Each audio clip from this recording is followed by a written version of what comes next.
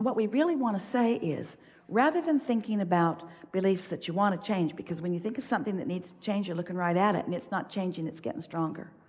Every time you look at it, it grows deeper roots and more branches. In other words, it goes down and out.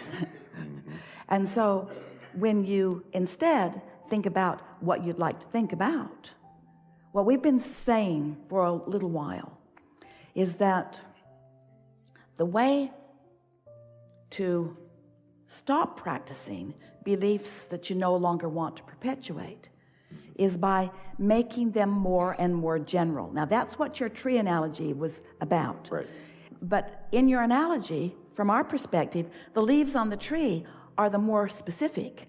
The branches are the more general.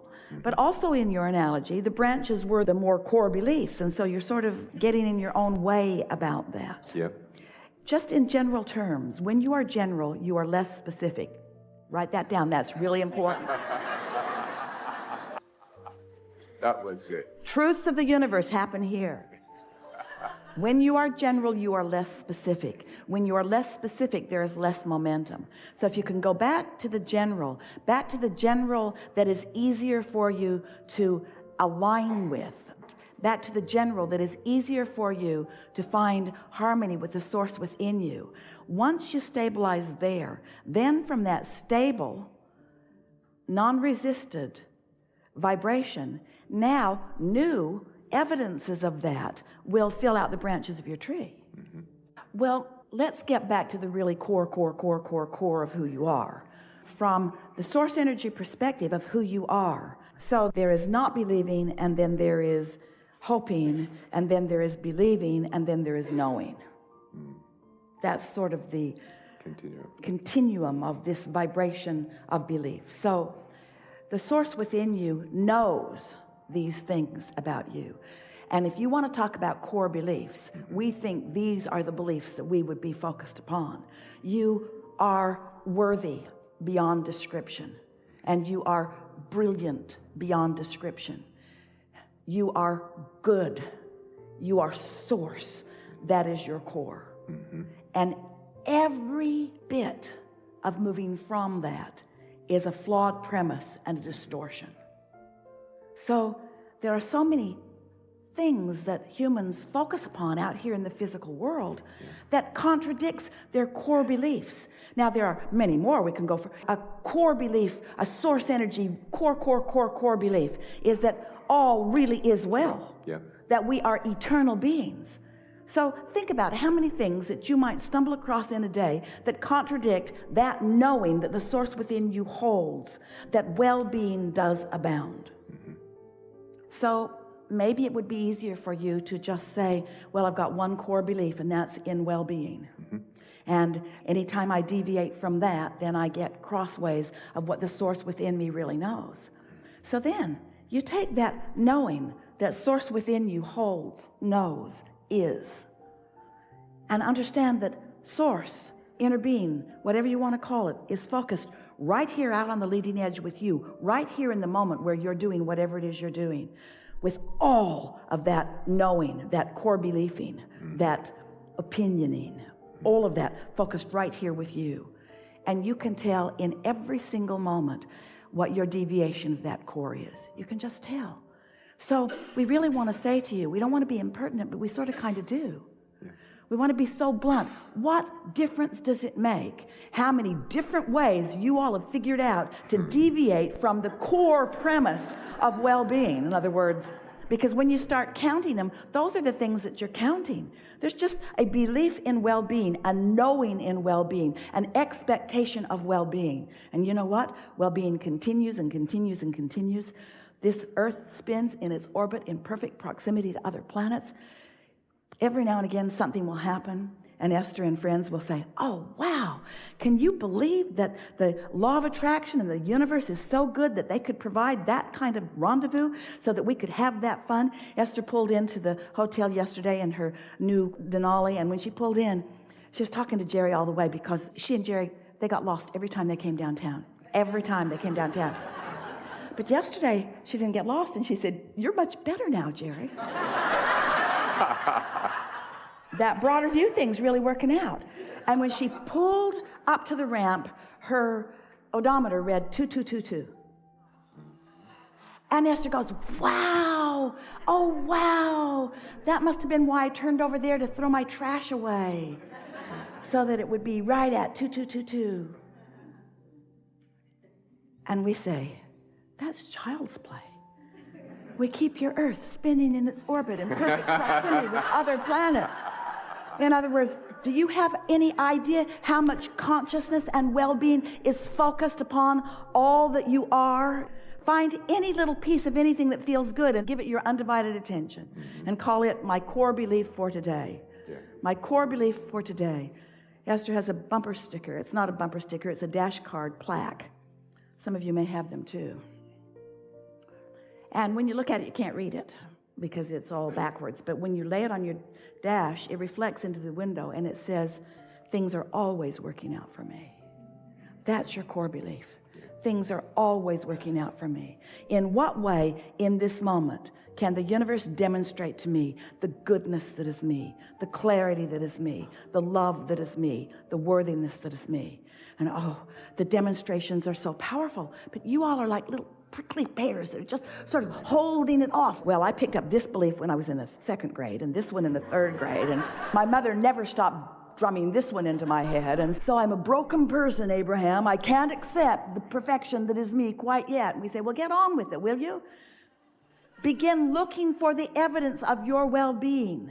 And as you start looking for that, you'll begin to find it. Yeah. So how do things manifest anywhere? Where did this stuff come from? Is it being trucked in from other planets? It isn't, is it? In other words, how is it manifesting? How are you realizing what you're realizing? Well, it's a vibrational interpretation that is becoming this perception that you have. We know it's when you're born into reality, it's not the easiest thing to understand how it got there. But we want you to understand that things are changing because of your attention to them. So vibrations are turning to thoughts, and thoughts are turning to things. The emphasis that we want to place is upon your realization. So we want to talk about the manifesting process. What is the process of manifesting? Well, really, the very first manifestational evidence that you receive about your mix of thoughts, which is what you are creating, that's your mixing bowl, are the emotions that you feel. An emotion, what could be more manifested than something that you feel so powerfully? And when you think about it, just a little aside, everything that you or anyone wants or has ever wanted, you want because you believe you will feel better in the having of it. Whether it's a pile of money or a material object or an event or a circumstance or a relationship, everything that you want is because you think you will feel better. Well, when you think about it in the way that we're presenting it to you here, one of the first things that manifests is the emotion. The emotion that helps you to understand your vibrational content. The next thing that manifests is thought. Now, we want to be very vibrationally accurate. You have a thought and then you have an emotional response to it. So really the thought and the emotion are happening simultaneously. But we want you to notice first the emotion and then put the emphasis upon the thought that has caused the emotion. It'll be a really good way for you to perpetuate this momentum, because more momentum, then it easier it is for you to continue this thought. So when you are in that vibrational place where your vortex is in this high, pure vibration, and you are too, for whatever reason, maybe you meditated, maybe you had a massage, maybe you've been appreciating someone, maybe you just woke up and haven't done anything to pull yourself down yet. In other words, maybe you haven't done that thing you do that diminishes your vibrational frequency. So here you are, your vibrational frequency and that of your source and that of your vortex is all the same. And so now you begin to be the realizer of the sameness. So you just feel good. And the thoughts that begin to waft into your mind, the thoughts that you begin to perceive because you're in the vibrational vicinity, and so you can easily translate them, as Esther is doing right now with our vibration. As those thoughts are flowing into your mind, Acknowledge that you are the translator of those thoughts.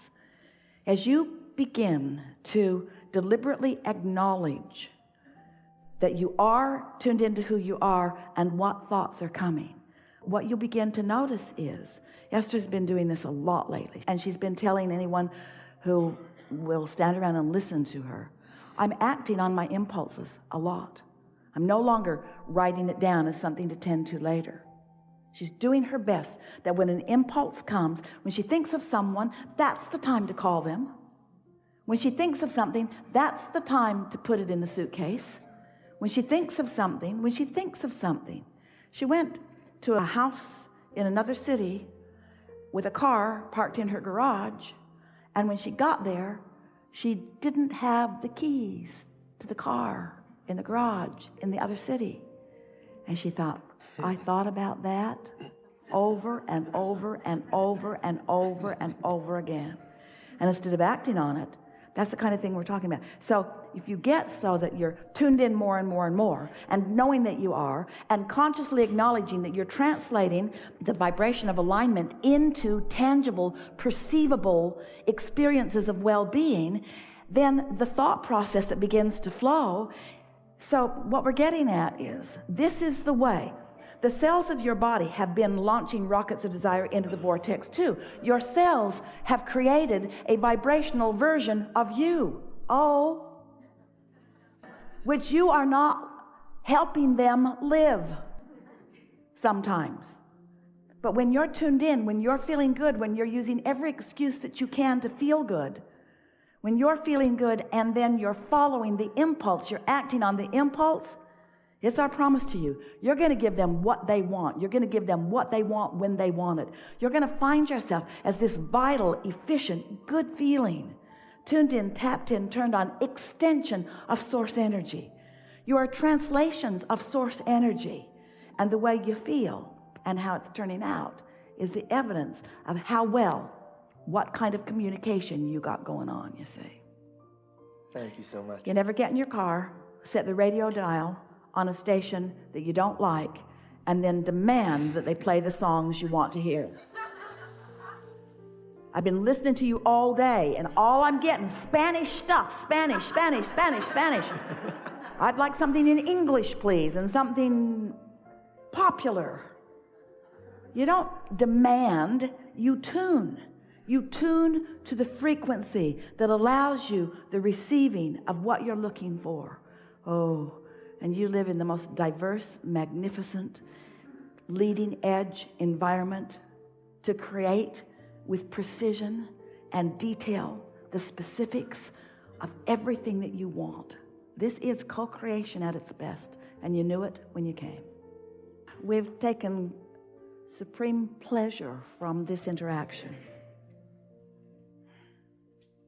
It's exhilarating to feel you in your alignment. We are eager about what is unfolding. It is our desire that you be easier about all of it. Leave this gathering with one thing on your mind: my receptivity.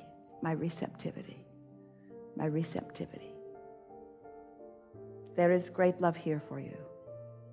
And as always, we remain stubbornly in your vortex.